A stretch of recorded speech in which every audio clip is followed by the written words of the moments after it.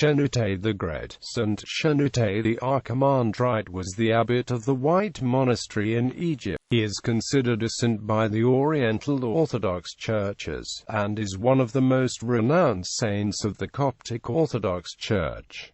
Early life. Shenoute was born in 348 AD in the Upper Egyptian village of Shenoute to devout Christian parents. His uncle was Saint Pegel, another famous Egyptian saint and the founder of a monastery in Upper Egypt known today as the White Monastery. At a young age, Shenoute helped taking care of his father's flock of sheep. During one of Shenoute's trips to his uncle's monastery, Saint Pegel kept him as a result of a vision and later made him a monk. Around 385 AD, he was chosen by his fellow monks to succeed his uncle as the abbot of the White Monastery. When he took over the task, the monastery was inhabited by 30 old monks. By the time of his death in 466 AD, the monastery had 2,200 monks and 1,800 nuns, who lived over an area about 3,000 times its original size. At the Council of Ephesus, because of his popularity in Upper Egypt and his zeal for orthodoxy, Shenoute was chosen by St. Cyril the Great to accompany him in representing the Church of Alexandria at the Ecumenical Council of Ephesus in 431 AD.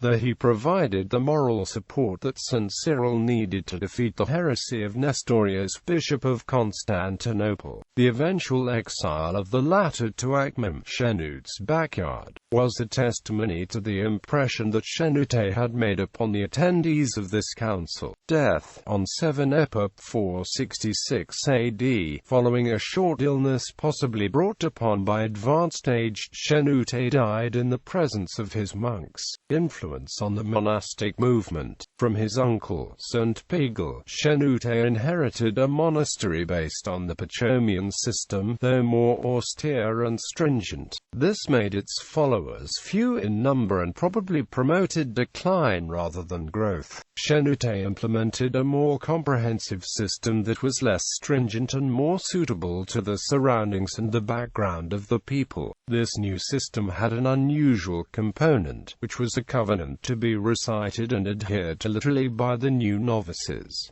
It read as follows: I vow before God in his holy place, the word which I have spoken with my mouth being my witness, I will not defile my body in any way, I will not steal, I will not bear false witness, I will not lie, I will not do anything deceitful secretly. If I transgressed what I have vowed, I will see the kingdom of heaven, but will not enter it. God before whom I made the covenant will destroy my soul and my body in the fiery hell because I transgressed the covenant I made. Transgressors of the covenant were expelled from the monastery altogether.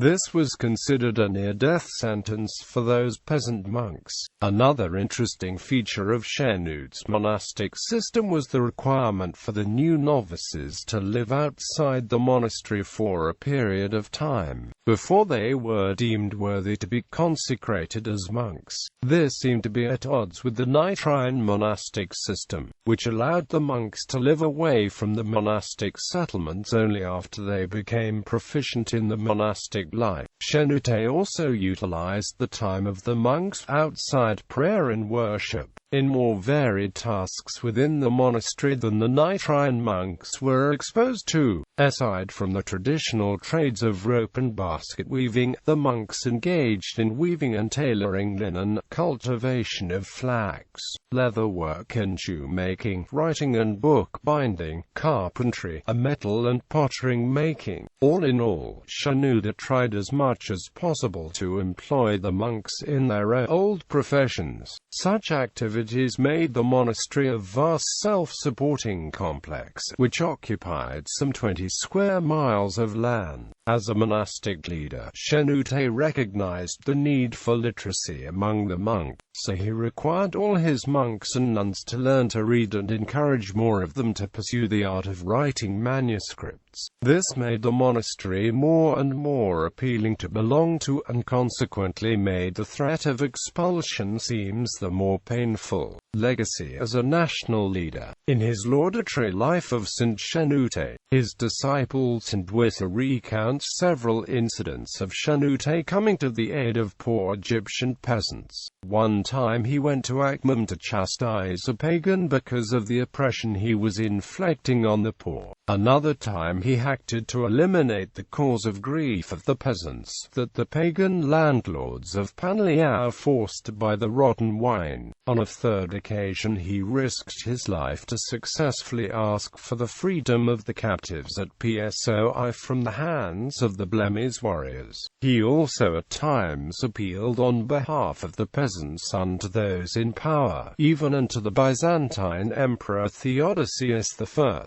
In summary, Shenoute fully recognized the misery of his people and emerged as the sincere advocate and popular leader. Life as a writer. To talk about Shenoute's writing is to discuss Coptic literature at its best. He wrote in a style that was essentially his own, with writings based on a careful study of the scholastic rhetoric of his time, which displayed the wide and deep range of knowledge he possessed. They were adorned with endless quotations from the Holy Scriptures, a typical feature of patristic writings. The Scriptures were quoted whenever a presented argument needed support. In doing so, Shenoute also displayed an astonishing memory as he rendered these passages with amazing accuracy. Shenoute's knowledge was not confined to the Holy Bible, as it was the case for the majority of the monks in Egypt. He was fluent in both Coptic and Greek, and was fairly well acquainted with Greek thought and theology. The sprinkling of Greek loanwords in his writings was both extensive and sophisticated, and it was definitely not a product of his living environment. He also expressed knowledge of the works of Aristotle, Aristophanes, the Platonic school, and even some of the Greek legends. He certainly read some of St. Athanasius's works like the Life of St. Anthony and some of his homiletic works. Shenoute also knew the letters of St. Anthony, some of the letters of St. Pachomius, and most likely some of the works of Evagrius. His knowledge further extended to such popular non-canonical texts as the Acts of Archelaus and the Gospel of Thomas. The writing of St. Shenoute can be grouped into 4 categories. Moral sermons. This category includes the richest collection that have survived from Shenoute's writings. Among his works here is one about the disobedience to clerics, De Disobedientia ad Clericos, in which he stressed the benefit of obedience and the punishment of the disobedient. He also wrote about the Nativity and the glorification of the Lord, where he discussed free will and the place of chastity in the monastic life, De Castitate Nativitate.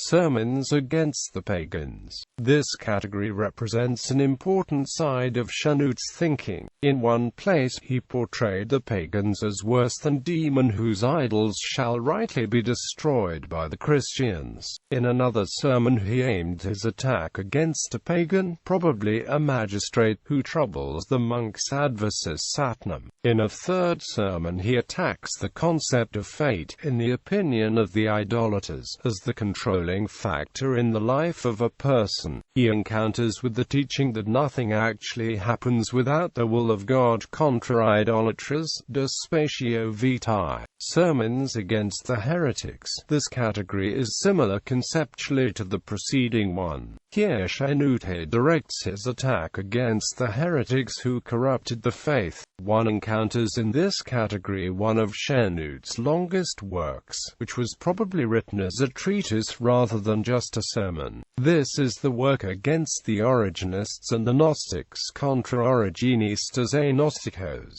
The aim of this work was to oppose heretics in general and Origenists in particular, with regards to their apocryphal books that they used and circulated. He also touched upon the subjects of the plurality of the worlds, the position and the work of the Savior, and the meaning of the Pascha. Other subjects mentioned in the treatise included the relationship between the Father and the Son, the origin of souls, Christ's conception, the Eucharist, resurrection of the body, and the four elements. Among the other works within this category were Against the Meletians, in regard to the multiple celebration of the Eucharist in one day, Against the Manichaeans, concerning the value of the Old Testament alongside the New Testament, and Against Nestorius in relations to the pre-existence of Christ before his birth from the Virgin. Sermons based on interviews with magistrates that visited him. This final category represents sermons that were based on miscellaneous interviews that he held with magistrates who visited him as a consequence of his fame and great authority. In those sermons, Shenoute touches upon such arguments as the appropriateness of him correcting even generals in spiritual matters,